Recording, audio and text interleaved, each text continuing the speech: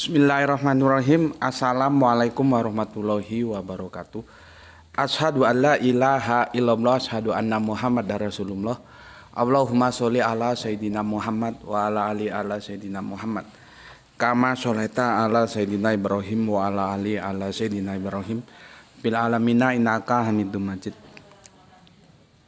Sebelumnya kita panjatkan dahulu doa kepada Gusti Allah Agung untuk saudara-saudara kita yang telah memberikan sholawatnya kepada channel dakwah ini, sehingga channel ini dapat dengan setia eksis hadir dalam ruang-ruang diskusi kalian semuanya dimanapun kalian berada.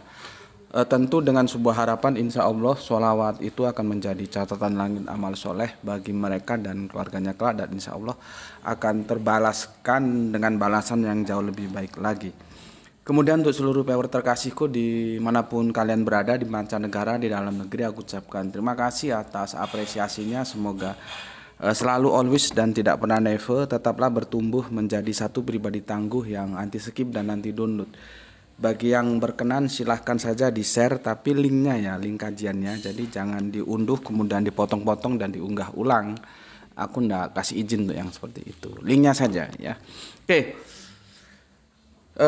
Sebelum kita mulai kajian kita, terima dulu salam penyemangat kita menuntut ilmu, yaitu salam Isra, Islam rasional. Salam Isra untuk kalian semuanya, untuk semua saudara-saudaraku, viewer terkasihku, baik dari channel TikTok dan channel YouTube.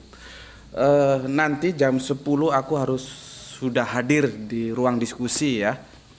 Jadi apapun adanya harus kita mulai karena ini sudah jam 9.18 menit. Jadi kalau kita lihat jam, aku nggak mungkin bisa melampaui 1 jam karena sudah termakan 18 menit ya. Apapun adanya, selama aku bisa tunggu ya, aku akan tunggu tap-tapnya yang ada di TikTok sehingga bisa mencapai posisi aman tuh di 1000 tap-tap ya. Tapi karena kondisiku seperti ini, nanti harus segera hadir di ruang diskusi. Jadi apapun adanya kita take off aja kajiannya ya, nggak ngurus dengan tap-tap sudah.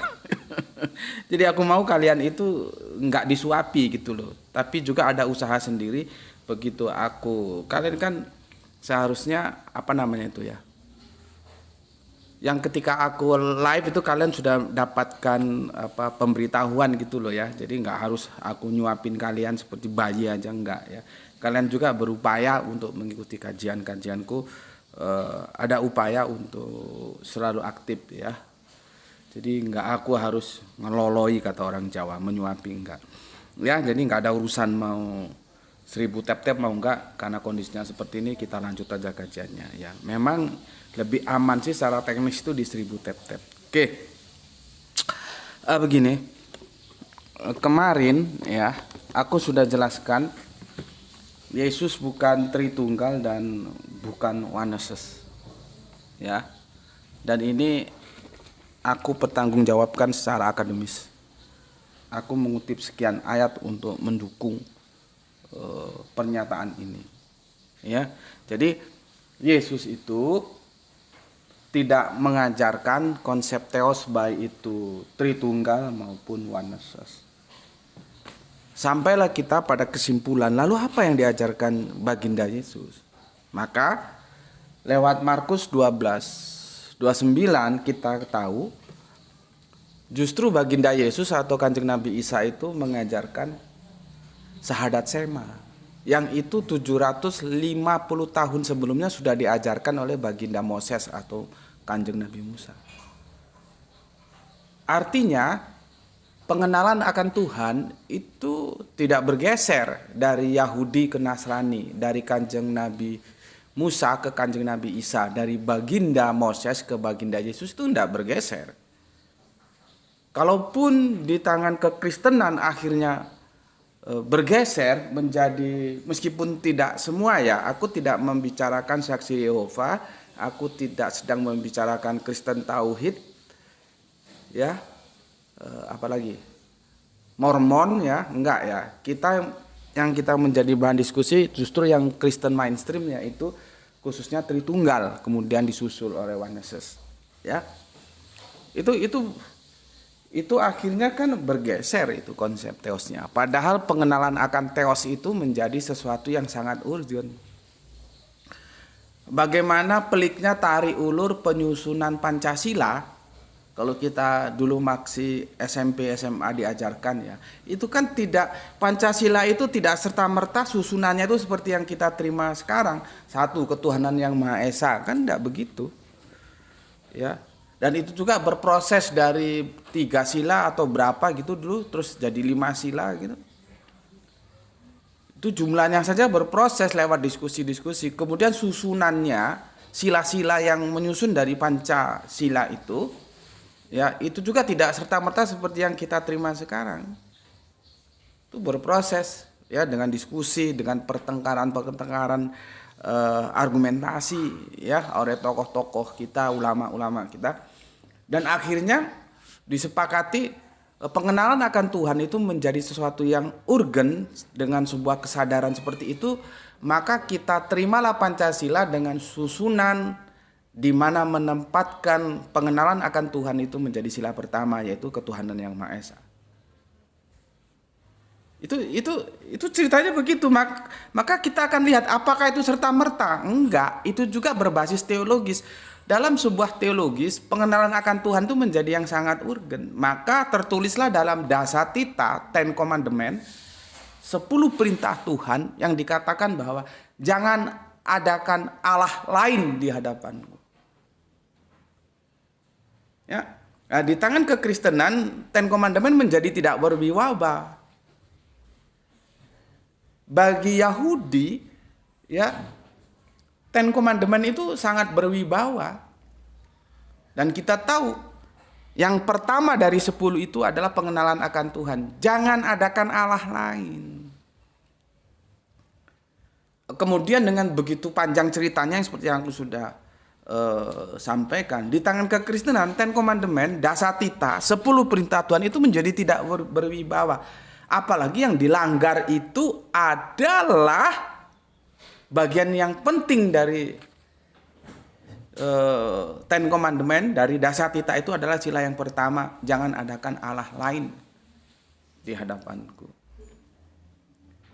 Yang itu merujuk kepada Tuhan. Kalau kita lihat terjemahan LA di Perjanjian Lama, di mana Tuhan tertulis dengan kapital semuanya, itu selalu merujuk kepada Yod Het Have.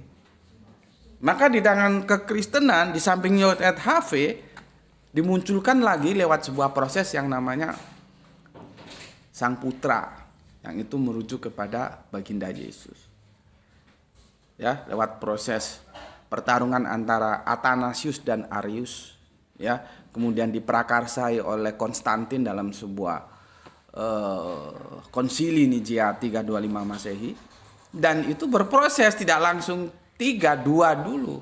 Ada Bapa, karena di era kekristenan Kanjeng Nabi Isa atau baginda Yesus menggunakan panggilan keakraban, yaitu Bapa. Di samping Bapa muncul Sang Putra. Ya. Nanti setelah 400-an tahun kemudian di Kalkedon barulah dimasukkan lagi Roh Kudus. Itu kan sudah melanggar Dasatita.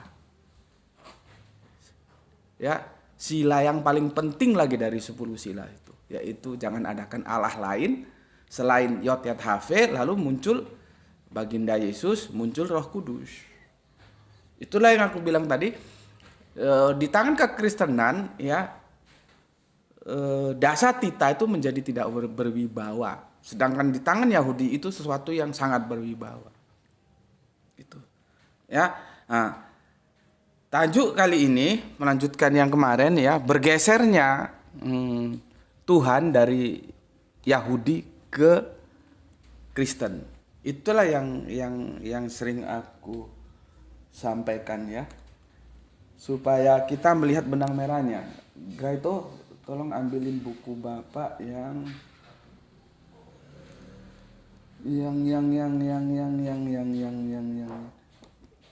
ini. Sebentar ya. Kita coba nukil dari sebuah buku. Tuh, ya yang 1 2, ya itu, terus yang turun lagi, turun terus. Ah itu ya atasnya itu, atasnya. Sebentar apa itu? Bawa sini satu tumpuk. Daripada repot nyariin habis waktu. Ya. Sebentar. Waduh, nggak ada di sini. Bentar ya.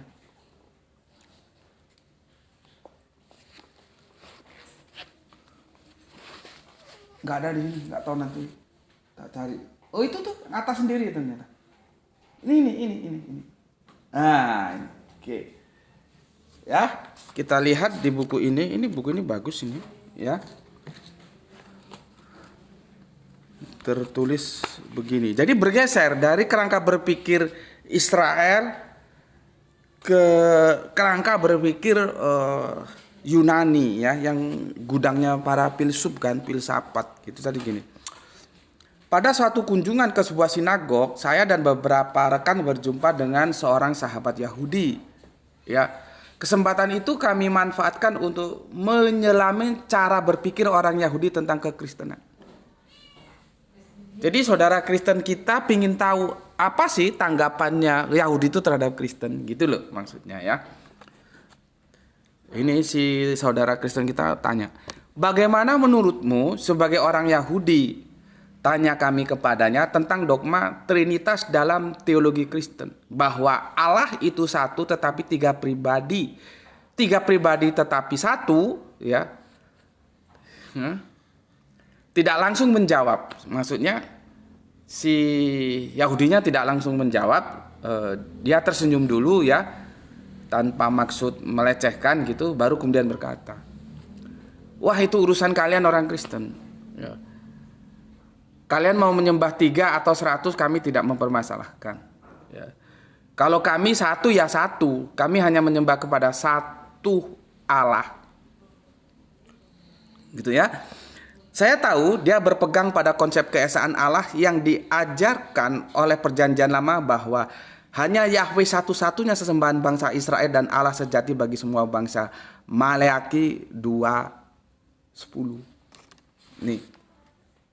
Jadi bergesernya itu di konsep Tritunggalnya itu. Lalu bagaimana Waneses? Waneses itu tunggal, iya. Tapi tunggalnya itu siapa? Makanya kan aku waktu berikan kajian beberapa waktu lalu, ustadz-ustadz kita, kiai-kiai kita, ketika menjelaskan tauhid itu tidak cukup hanya satu. Itu baru berbicara dari sudut pandang kuantitatif. Berapa? Tetapi harus siapa?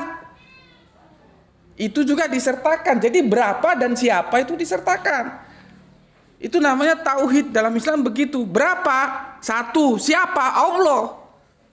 Lah kalau berapa satu dianggap tauhid, kalau yang satunya itu misalkan hayam huruf, gimana? Kan ya nggak tauhid. Atau siapa? Allah, tapi ternyata Allahnya nggak satu. Seperti konsep Trinitas ini. Kan jadi kacau. Maka seharusnya di pondok-pondok pesantren ya, kiai, ustadz atau siapalah yang mengajarkan kepada santri-santrinya itu dijelaskan tauhid itu tidak hanya menjelaskan siapa. Itu baru 50%, tapi harus juga menjelaskan berapa. Jadi siapa dan berapa itu harus clear. Siapa? Allah. Berapa? Satu. Itu baru clear. Lah kalau satu saja, yang satu siapa? Lah kalau Allah saja, Allahnya berapa? Nah gitu. Oke. Cuman kadang-kadang repot diberikan sebuah arahan ya. Kalau dasar otaknya geblek ya nehi aja dia. Ya. Tapi ya terserahlah. Kita kan juga tidak bisa memaksakan orang ya. Yang penting kita sampaikan seperti itu. Ya. Oke, ya. Sekarang kita lanjutkan kajian kita tentang apa nih tajuknya Bapak sampai lupa. Pergeseran Tuhan Yahudi Kristen. Ini tolong kasih air ya. Pergeseran Tuhan dari Yahudi ke Kristen ya. Loh kenapa begitu Gus. Iya, karena bergeser. Berarti sama nggak sesembahan Yahudi dan Kristen? Ya nggak sama. Ya, nggak sama. Oh, aku belum jelaskan tentang yang ini ya. Kalau Tritunggal kan jelas. Nah itu Gus, Waneses itu kan satu, tunggal dia. Iya, tapi masalahnya di sini yang tunggal itu siapa? Mereka menyebutnya Jesus only. Gitu loh, ya. Makanya aku bilang tadi, ya, itu akan tetap menjadi masalah kalau tauhid itu hanya berbicara berapa tanpa menjelaskan siapanya. Di sini yang punya peran Yesus. Maka disebutlah Yesus only. Jadi kalau kamu menemukan sebuah penjelasan tentang Yesus only, yaitu menjelaskan tentang Waneses ini. Ya. Oke, kita lanjutkan sekarang.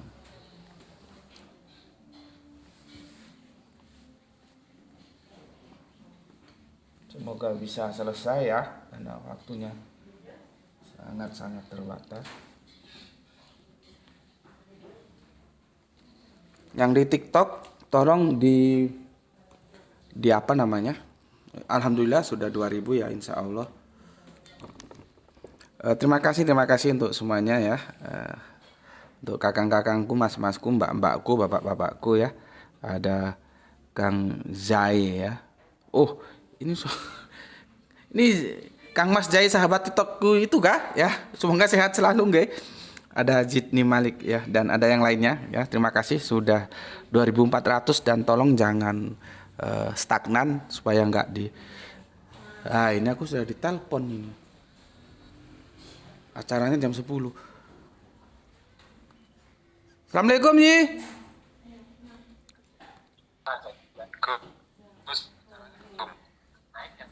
Oh, udah di tempat? Saya sudah di posisi, Gus. Iya, maaf Bi, aku tak menyelesaikan ini masih live, nanti aku segera ke situ ya. Saya sudah di posisi, Gus. Iya. Halo Yi. Aduh, sinyal kacau. Ya ini sudah ditunggu. Oke. Yang siap-siap yang sudah ditunggu yang. Kembali lagi waktu. Aku mau itu kita tiap hari bisa live seperti ini ya untuk memberikan sebuah pencerahan gitu ya. Cuman ya itu ya waktu. Makanya Al-Qur'an jelas wal asri. Demi asar, maksudnya demi waktu ya. Waktu asar itu perpindahannya nggak kerasa, maka diambil asar wal asri, demi waktu asar. Oke. Apa tuh? Pergeseran. Jadi gini. Pergeseran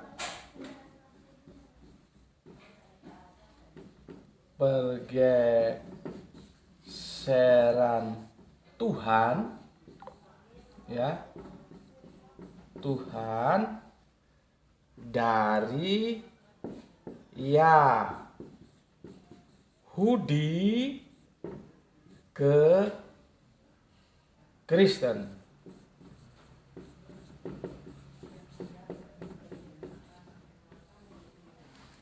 Ya.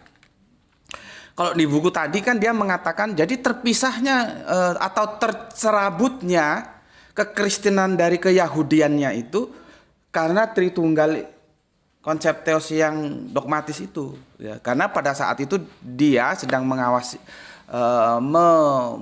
bukan mengawasi ya. Sedang memperhatikan Tritunggal, belum Waneses saat itu belum. Sekarang kan Waneses kan mulai dapat angin, mulai booming gitu ya. Nanti itu antara Waneses dan Tritunggal itu berbeda di baptisan ya, baptisium, dan itu bukan bahasa Ibrani, itu baptisium tuh ingat gue bahasa Yunani itu. Iya, Yunani atau Romawi ya. Gerika atau Latin, coba nanti dilihat. Tapi yang aku tahu sih bukan bahasa Aramaik atau Ibrani. Baptisium gitu. Itu artinya didelepno. Itu bahasa Jawa ditelipno, itu bahasa Indonesia ditenggelamkan gitu loh. Nah, maka sering terjadi perdebatan di antara saudara Kristen kita, bagaimana kalau baptisan itu dipercikkan. Jadi banyu, air masuk tangan kita dipercikkan gini, itu boleh nggak? Itu aku kira samalah dengan kita ya, di dalam Islam itu termasuk ranah fikih. Jadi itu pertengkaran fikih ya. Nah, sekarang ditambah lagi antara Oneness dan Tritunggal. Atas nama siapa orang membaptis?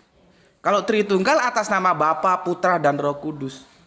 Tapi karena itu semua sudah dirangkap menjadi satu Yesus only, maka kalau Oneness atas nama Yesus baptis gitu. Tapi kalian juga harus tahu nih ya, mau Oneness, mau Tritunggal, Alkitab mengatakan Yesus itu justru tidak pernah membaptis. Ini jarang yang tahu ini. Kamu cari, nggak percaya? Cari dalam kitab Perjanjian Baru di mana Yesus membaptis. Yesus itu justru dibaptis oleh Yohanes, maka disebutlah dia Yohanes Pembaptis di Sungai Yordan. Bukan dipercik-percik gini atau bukan di kolam, ya sungai. Jadi kalau mau tekstual baptisan seperti apa adanya, ya di sungai orang dibaptis, bukan di tempat lain. Itu kalau kita mau saklek tekstual loh ya. Ya pikih itu begitu, pikih marai pekewuh kata orang Jawa. Ya, baginda Yesus itu tidak pernah membaptis. Gitu kan. Nggak percaya? Silakan baca ya Perjanjian Baru, nggak pernah. Ya, justru dia dibaptis. Oke.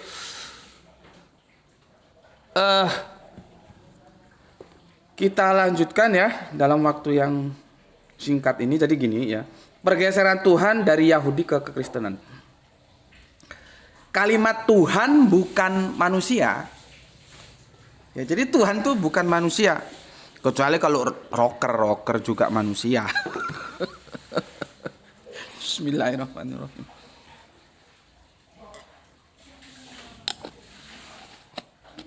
Ini Tuhan ya. Tuhan bukan manusia. Ya. Itu sering muncul dalam Alkitab. Ya, terutama di bagian Perjanjian Lama. Ayat ini menekankan bahwa Allah tidak memiliki sifat-sifat manusiawi seperti berbohong, menyesal, tidak menepati janji. Ya, dalam Bilangan 23:19 dinyatakan dengan jelas bahwa Allah tidak seperti manusia sehingga Ia tidak akan berbohong dan tidak menyesal ya. Bilangan 23:19 ya. Apa ulangan? Bilangan, kamu buka ya. Bilangan 23:19 ya. Sudah dinyatakan di situ ya. Ayat ini menjadi landasan penting untuk memahami sifat Allah yang berbeda dengan manusia. Gitu loh. Tapi kita harus mengerti juga, bagi saudara Kristen kita, hal-hal seperti itu sudah diselesaikan lewat dogma yang dihadiahkan oleh Apollinaris, yaitu Duinatur, yang itu ya namanya dogma rasionalitas kita nggak bisa nerima. Dogma itu you mau terima, nggak mau tinggalkan, jangan dipikirkan, nggak masuk. Dia menjadi sesuatu yang irasional, bukan rasional atau transrasional, tapi irasional. Karena itu fikanya sudah lama kita bikin fika itu ya, fika itu video kajian ya tentang 100% Allah 100% manusia itu enggak. Apalagi kita orang eksak, enggak mungkin, karena 100% itu sudah mengikat dan menutup. Dia tidak mungkin bercampur setelah diikat dengan yang lain gitu. Jadi kalau 100% Allah ya sudah dia Allah. 100% manusia ya dia manusia, bukan 100% Allah 100% manusia. Itu enggak bisa diterima oleh logis. Tapi aku ingatkan lagi, itu perspektifnya dogma. Jadi kita bisa, jadi gini loh, maksudku kajian ini memberikan penjelasan kepada kalian supaya kalian tahu bagaimana sih konsep teos yang dibangun oleh saudara Kristen kita itu ya. Karena jelas di sini dikatakan ya bahwa Bilangan 23:19 itu landasan penting untuk memahami sifat Allah yang berbeda dengan manusia. Nanti mereka mengatakan, oh itu kan di ayat di kitab Markus itu kan ada yang bilang, ya nggak tahu ya, Kanjeng Nabi Isa baginda Yesus kan sholat subuh itu kan. Di Markus kamu baca pagi-pagi sekali dia memilih tempat yang sunyi gitu ya, memilih tempat untuk supaya kusuk gitu ya, dan dia berdoa ya. Memang sih as-sholatu ad-du'a. Masalahnya kita itu mendapatkannya cuma terjemahan dari LAI. Kalau kita tapi repot juga karena perjanjian baru itu bukan Aramaik, bukan Ibrani ya. Nanti data tertuanya ya Yunani, ya Gerik itu ya, mungkin Latin juga nanti. Tapi biasanya yang dipakai itu Yunani ya. Kalau bahasanya Kanjeng Nabi Isa itu kan selota. Ya. Jadi apakah memang itu sholat? Terus teman-teman bilang, ini pagi-pagi sekali berarti Kanjeng Nabi Isa atau baginda Yesus sholat subuh ini. Karena dia berdoa gitu ya. Nah, teman-teman Kristen kita akan mendekatinya dengan atau menyelesaikannya dengan duinatur. Oh, kan logika kita mengatakan, lah ini kok Tuhan berdoa. Loh itu yang berdoa kemanusiaannya. Nah, gitu loh. Ya. Paham ya? Jadi dengan kita banyak belajar, banyak diskusi, kita bisa memahami saudara kita gitu ya. Terlepas benar atau salah itu ya nanti ya. Yang penting kalian paham dulu, jadi bisa ngerti. Oh, kekristenan begitu gitu ya. Oke. Bilangan 23:19, ayat ini landasan penting untuk memahami sifat Allah yang berbeda dengan manusia. Sekarang meluncur lagi ke Hosea 11:9. Hosea 11:9 ya. Tolong aku dibantu, kadang-kadang salah nukil aku, salah ngetik jadi kacau ya. Hosea 11:9. Ayat ini juga menyebutkan bahwa Allah tidak datang untuk menghanguskan, tetapi Ia adalah Allah dan bukan manusia yang kudus di tengah-tengah umatnya. Ya. Jadi Allah itu bukan manusia. Ya. Loh, kok entek ini? Loh. Tadi bisa. Wah, ini perlu beli anu lagi ini. Apa namanya? Spidol ya. Allah itu bukan manusia. Ya. Di Hosea 19 ayat ini juga menyebutkan bahwa, kamu baca juga ya, kalau nggak bisa di hardcover di Androidnya nggak apa-apa ya. Kalau belajar enaknya di hardcovernya, kalau di Android kan supaya cepet aja gitu ya. Aku ulangi, ayat ini juga menunjukkan bahwa Allah tidak datang untuk menghanguskan, tetapi Ia adalah Allah dan bukan manusia. Seperti untuk Tuhan dan bukan untuk manusia. Jadi, yang kudus di tengah-tengah umatnya ya. Jadi lengkapnya ya. Allah tidak datang untuk menghanguskan, tetapi Ia adalah Allah dan bukan manusia yang kudus di tengah-tengah umatnya. Kudus. Kudus itu kalau kita cari original teksnya di Ibrani, ini perjanjian lama ya. Relatif lebih mudah kita cari. Kalau perjanjian baru itu nanti mentoknya di Gerik, di Yunani ya. Latinnya juga ada tapi yang sering Yunani ya. Seperti itu Yohanes 1:1 itu ya. Enarche, enhologos itu kan Gerik gitu ya. Gerika, ada bilang Gerik, ada bilang Gerika, itu Yunani. Ya. Aku yang Latinnya justru belum pernah baca gitu ya. Nah, ini perjanjian lama, agak lebih mudah kita untuk mengkoreksinya ke original teksnya. Nanti lihat Aramaik ya, lihat Ibrani, ini jelas dikatakan ya, Allah tidak datang untuk menghanguskan, tetapi Ia adalah Allah dan bukan manusia yang kudus di tengah-tengah umatnya. Kudus. Aku berkali-kali ngomong ya. Makanya kalau ngaji sini itu yang coro-coro itu kakean nyocot gue, asu gue. Kadang-kadang kegetan. Ya, di sini tidak menawarkan makhraj yang bagus. Nulis Arabiun yang bagus. baca yang iramanya enak, yang idegom bilaguna tahu, idegom ma'aguna tahu, ijar sapawi tahu. Enggak begitu.